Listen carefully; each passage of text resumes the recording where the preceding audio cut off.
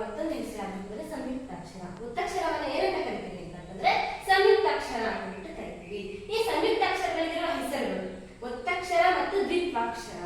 ಒತ್ತಕ್ಷರ ಮತ್ತು ದ್ವಿತ್ವಾಕ್ಷರ ಅಂತ ಹೇಳ್ಬಿಟ್ಟು ಕರಿತಾ ಹೋಗ್ತೀವಿ. ಒತ್ತಕ್ಷರಗಳು ಹೇಗೆ ಬರೆಯೋದು ಅಂತ ನಿಮಗೆ ಗೊತ್ತಿದೆ. ಕಕ್ಕೆ ಕಾವತ್ತು ಖ, ಕಕ್ಕೆ ಕಾವತ್ತು ಖ, ಗಕ್ಕೆ ಗಾವತ್ತು ಗ, ಘಕ್ಕೆ ಗಾವತ್ತು ಘ, ಗಕ್ಕೆ ಜ್ಞಾವತ್ತು ಜ್ಞ. ಈ ತರ ಹೇಳೋದು ಅನ್ನೋದು ನಿಮ್ಗೆ ಆಲ್ರೆಡಿ ಗೊತ್ತಿದೆ. ನಾನು ಇದನ್ನ ಹೇಳೋ ಅಂತ ಅವಶ್ಯಕತೆ ಏನಿಲ್ಲ, ಯಾಕಂದ್ರೆ 1ನೇ ತರಗತಿಯಿಂದ ಕೂಡ ನೀವು ಕಲ್ತಿರ್ತೀರಾ. ಹಾಗಾದ್ರೆ ಸಂಯುಕ್ತಾಕ್ಷರ ಅಂತಂದ್ರೆ ಏನು ಅಂತ ನೋಡಿದಾಗ 2 ಅಥವಾ 2ಕ್ಕಿಂತ ಹೆಚ್ಚು ವ್ಯಂಜನಗಳಿಗೆ, 2 ಅಥವಾ 2ಕ್ಕಿಂತ ಹೆಚ್ಚು ವ್ಯಂಜನಗಳಿಗೆ ಒಂದು ಸ್ವರ ಸೇರಿ ಆಗಿರುವ ಅಕ್ಷರಗಳೇ ಸಂಯುಕ್ತಾಕ್ಷರ. ನಿಮಗೆ ವ್ಯಂಜನಾಕ್ಷರಗಳು ಗೊತ್ತಿದೆ.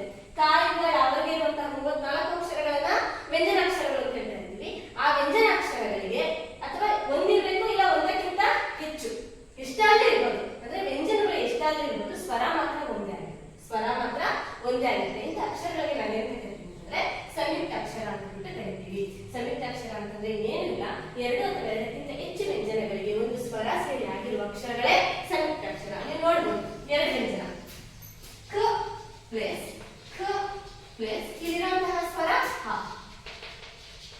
ನೋಡಿ 2 ವ್ಯಂಜನ, 2 ವ್ಯಂಜನಕ್ಕೆ ಒಂದು ಸ್ವರ ಸೇರಿರುವಂಥದ್ದು, ಕರೆಕ್ಟ್ ಅಲ್ವಾ? ಈ ತರ 2 ಅಥವಾ 2ಕ್ಕಿಂತ ಹೆಚ್ಚು ವ್ಯಂಜನಗಳಿಗೆ ಒಂದು ಸ್ವರ ಸೇರಿ ಆಗಿರುವ ಅಕ್ಷರಕ್ಕೆ ನಾವು ಸಂಯುಕ್ತಾಕ್ಷರ ಅಂತ ಕರಿತೀವಿ, ದ್ವಿತ್ವಾಕ್ಷರ ಅಂತ ಕರಿತೀವಿ, ಒತ್ತಕ್ಷರ ಅಂತ ಬಿಟ್ಟು ಕರಿತೀವಿ. ಇದರಲ್ಲಿ ನಾವು ತಲಕಟ್ಟಿರುವಂತಹ ಒತ್ತಕ್ಷರಗಳನ್ನ ನೋಡ್ತೀವಿ, ತಲಕಟ್ಟು ಇಲ್ಲದೆ ಇರುವಂತಹ ಒತ್ತಕ್ಷರಗಳನ್ನ ನೋಡ್ತೀವಿ, ತಲಕಟ್ಟಿಲ್ಲದೆ ವಿಭಿನ್ನವಾಗಿರುವಂತಹ ಒತ್ತಕ್ಷರಗಳನ್ನು ಕೂಡ ನಾವು ನೋಡ್ತಾ ಹೋಗ್ತೀವಿ. ಅಂತಂದ್ರೆ ಅಕ್ಷರಗಳಿಗೆ ಸಂಬಂಧನೇ ಇರಲ್ಲ, ಆ ರೀತಿ ಇರುವಂತಹ ಒತ್ತಕ್ಷರಗಳು ಎಷ್ಟಿದಾವೆ ಇದನ್ನ ಕಂಪ್ಲೀಟ್ ಆಗಿ ನಾವು ತಿಳ್ಕೊಂತಾ ಹೋಗೋಣ. ಈಗಾಗಲೇ ನಾವು ಒತ್ತಕ್ಷರ ಅಂತಂದ್ರೆ ಏನು ಅಂತ ತಿಳ್ಕೊಂಡ್ವಿ. ಅಂತಂದ್ರೆ 2 ಅಥವಾ 2ಕ್ಕಿಂತ ಹೆಚ್ಚು ವ್ಯಂಜನಗಳಿಗೆ ಒಂದು ಸ್ವರ ಸೇರಿ ಆಗುವ ಅಕ್ಷರವೇ ಸಂಯುಕ್ತಾಕ್ಷರವನ್ನು ತಿಳ್ಕೊಂಡ್ವಿ. ಸಂಯುಕ್ತಾಕ್ಷರಗಳಿರುವ ಹೆಸರುಗಳನ್ನು ತಿಳ್ಕೊಂಡ್ವಿ, ದ್ವಿತ್ವಾಕ್ಷರ ಮತ್ತು ಒತ್ತಕ್ಷರ ಅಂತ ಹೇಳ್ಬಿಟ್ಟು.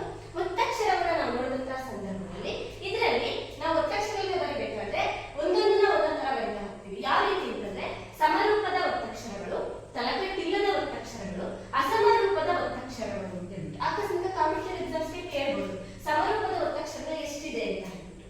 ಹಾಗಾಗಿ 7 ಇದೆ. ಸಮರೂಪದ ಒತ್ತಕ್ಷರಗಳು ಅಂದ್ರೆ ವ್ಯಂಜನ ಹೇಗಿರುತ್ತೋ ಅದೇ ರೀತಿ ಒತ್ತಕ್ಷರವನ್ನ ಬರೆಯುವಂತದಕ್ಕೆ ನಾವು ಸಮರೂಪದ ಒತ್ತಕ್ಷರಗಳು ಅಂತ ಕರಿತೀವಿ. ಆ ವ್ಯಂಜನ ಹೇಗಿರುತ್ತೋ ಅದೇ ರೀತಿ ಇರುತ್ತೆ. ಆತರ ಇರುವಂತವು 7 ನೋಡಿ ಬರ್ದಿದ್ದೀನಿ. ಕಕ್ಕೆ ಕಾವತ್ತು ಕ, ಜ್ಞ, ಜ, ಜ್ಞ, ನ, ವ, ವ. ಇವು ವ್ಯಂಜನ ಹೇಗಿದೆ ಒತ್ತಕ್ಷರಗಳು ಅದೇ ರೀತಿ ಇಂಥವು 7 ಇದ್ದಾವೆ. ತಲಕಟ್ಟಿಲ್ಲದ ಒತ್ತಕ್ಷರಗಳು 21 ಇದೆ. ತಲಕಟ್ಟಿಲ್ಲದ ಒತ್ತಕ್ಷರಗಳು 21 ಇದೆ. ನೋಡ್ರಿ ಕಕ್ಕೆ ಕಾವತ್ತು ಕ, ಇದಕ್ಕೆ ತಲಕಟ್ಟು ಕೊಡಲ್ಲ, ಅಂದ್ರೆ ವ್ಯಂಜನ ಹೇಗಿರುತ್ತೋ ಹಾಗೆ ಬರ್ತೀವಿ, ಆದ್ರೆ ಯಾವುದಕ್ಕೂ ಕೂಡ ತಲಕಟ್ಟನ್ನ ಕೊಡಲ್ಲ. ಆತರ ಇರುವಂತಹ ಒತ್ತಕ್ಷರಗಳು 21 ಇದೆ. ನೆಕ್ಸ್ಟ್ ಅಸಮರೂಪದ ಒತ್ತಕ್ಷರಗಳು ಅಂತಂದ್ರೆ ಅಕ್ಷರಗಳನ್ನ ಹೋಲಲ್ಲ, ಇವು ವ್ಯಂಜನಾಕ್ಷರಗಳನ್ನ ಹೋಲಲ್ಲ, ಡಿಫ್ರೆಂಟ್ ಆಗಿರುತ್ತೆ, ತುಂಬಾ ಡಿಫ್ರೆಂಟ್ ಆಗಿರುತ್ತೆ. ಅಂತಹ ಒತ್ತಕ್ಷರಗಳನ್ನು ನಾವು ಅಸಮರೂಪದ ಒತ್ತಕ್ಷರ ಅಂತ ಕರಿತೀವಿ. ಅವೆಷ್ಟಿದಾವೆ ಅಂದ್ರೆ 6 ಒತ್ತಕ್ಷರಗಳು ಬರುತ್ತೆ. ತ, ನ, ಮ, ಯ, ರ. ರಾಗಿ ನೋಡಿ ರಾವತ್ತು ಅರ್ಕಾವತ್ತು 2 ರೀತಿ ಕೊಡ್ತೀವಿ. ಲಾವತ್ತು ಇವು ಅಸಮರೂಪದ ಒತ್ತಕ್ಷರಗಳು 6. 21, 6 ಮತ್ತೆ 7 ಕೂಡಿದ್ರೆ 34 ವ್ಯಂಜನಗಳು ಬರುತ್ತೆ. 34 ವ್ಯಂಜನಗಳ ಒತ್ತಕ್ಷರಗಳು ಈ ರೀತಿ ಬರುತ್ತೆ. ಸಮರೂಪದ ಒತ್ತಕ್ಷರಗಳು, ತಲಕಟ್ಟಿಲ್ಲದ ಒತ್ತಕ್ಷರಗಳು, ಅಸಮರೂಪದ ಒತ್ತಕ್ಷರಗಳು. ಆಕಸ್ಮಿಕ ನಿಮಗೆ FD ಆಗಿರ್ಬೋದು, SDL ಆಗಿರ್ಬೋದು, ಈ ಕ್ವಶನ್ಸ್ ಅನ್ನ ಕೇಳಬಹುದು. ಸಮರೂಪದ ಒತ್ತಕ್ಷರಗಳು ಎಷ್ಟು ಬರುತ್ತೆ, ತಲಕಟ್ಟಿಲ್ಲದ ಒತ್ತಕ್ಷರಗಳು ಎಷ್ಟು ಬರುತ್ತೆ, ಅಸಮರೂಪದ ಒತ್ತಕ್ಷರಗಳು ಎಷ್ಟು ಅಂತ ಹೇಳ್ಬಿಟ್ಟು ಇದನ್ನ ತಿಳ್ಕೊಂಡಿರಿ. ಅಷ್ಟೇ ಅಲ್ಲ, ಸಂಯುಕ್ತಾಕ್ಷರದಲ್ಲಿ 2 ವಿಧ ಬರುತ್ತೆ. ಅವು ಯಾವ್ಯಾವ ಅಂತಂದ್ರೆ ಸಜಾತಿ ಸಂಯುಕ್ತಾಕ್ಷರ, ವಿಜಾತಿ ಸಂಯುಕ್ತಾಕ್ಷರ ಅಂತ ಅಂತಹ 2 ವಿಧಗಳು ಬರುತ್ತೆ. ಹಾಗಾದ್ರೆ ನಾವು ಈಗ ಸಜಾತಿ ಸಂಯುಕ್ತಾಕ್ಷರ ಅಂತಂದ್ರೆ ವಿಜಾತಿ ಸಂಯುಕ್ತಾಕ್ಷರ ಅಂತಂದ್ರೆ ಏನು ಕರಿತಾ ಹೋಗೋಣ. ಅಕ್ಷರದಲ್ಲಿ 2 ವಿಧ ಅಂತ ನಿಮಗೆ ಗೊತ್ತು. ಸಜಾತಿ ಸಂಯುಕ್ತಾಕ್ಷರ, ವಿಜಾತಿ ಸಂಯುಕ್ತಾಕ್ಷರ.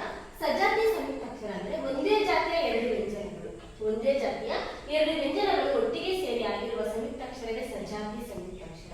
ಇಲ್ಲಿ ನೋಡಿ ಉದಾಹರಣೆ ಬರ್ದಿದ್ದೀನಿ. ಅಮ್ಮ, ಮಾಕ್ಕೆ ಮಾವತ್ತೆ ಬರ್ಬೇಕು, ಪಾಕ್ಕೆ ಪಾವತ್ತೆ ಬರ್ಬೇಕು. ಅದೇ ವ್ಯಂಜನಕ್ಕೆ ಅದೇ ವ್ಯಂಜನ ಬಂದು ಸೇರ್ಕೋಬೇಕು. ಅದಕ್ಕೆ ಒಂದೇ ಜಾತಿಯ 2 ವ್ಯಂಜನಗಳು ಒಟ್ಟಿಗೆ ಸೇರಿದ್ರೆ ಮಾತ್ರ ಅದನ್ನ ಸಜಾತಿ ಸಂಯುಕ್ತಾಕ್ಷರ ಅಂತ ಹೇಳ್ತೀವಿ. ಬಿಡಿಸೋದಾದ್ರೆ ನೋಡಿ, ನೀವು ಸ್ವರಕ್ಕೆ ಯಾವುದೇ ಸಹಾಯ ಇಲ್ಲ, ಹಾಗೆ ಬರ್ತೀವಿ. ಮ ಒಂದು ವ್ಯಂಜನ, ಅದಕ್ಕಿರುವಂತಹ ಒತ್ತಕ್ಷರ ಮ, ಇವೆರಡು ಕೆ ಇರುವಂತಹ ಸ್ವರ ಆ. ಅಮ್ಮ. ಈ ತರ ಪದಗಳನ್ನ ಬಿಡಿಸೋದು ಕೂಡ ಮುರರ್ಜಿವಿ ಕೊಡ್ತಾ ಹೋಗ್ತಾರೆ ಮಕ್ಕಳಿಗೆ. ಹಾಗಾಗಿ ನಾವು ಪದಗಳನ್ನ